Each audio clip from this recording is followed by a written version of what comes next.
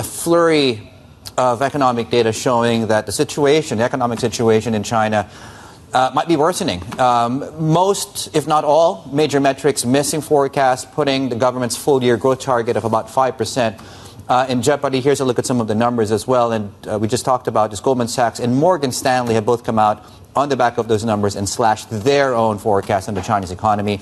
Stephen Engel, our chief North Asia correspondent, is here with us to talk us through how bad these numbers are in context, Steve. Don't forget Citi. They also downgraded this morning as well, down to 4.7%. Okay. So Morgan Stanley to 4.6%. Also Goldman Sachs to 4.7%. So that kind of is in line with the growing consensus that the Chinese economy will not meet the government's growth target for this full year, as we're running out of time, of around 5%. I guess you could say 4.7 is around 5%, but it's to the downside, obviously. And again, you know, these economists are saying, one, for Morgan Stanley, essentially saying there's this worsening debt deflation loop likely to outweigh potential easing measures.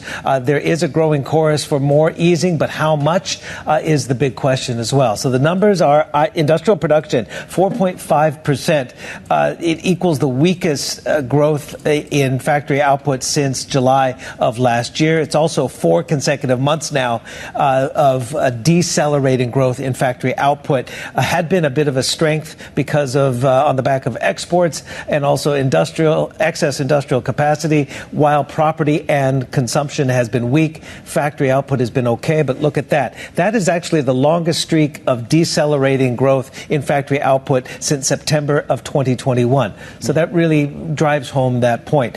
Retail sales, I talked about the consumer. They're holding on to their renminbi, obviously.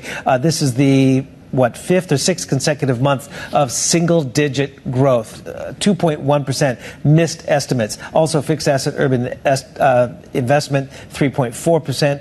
That also missed estimates.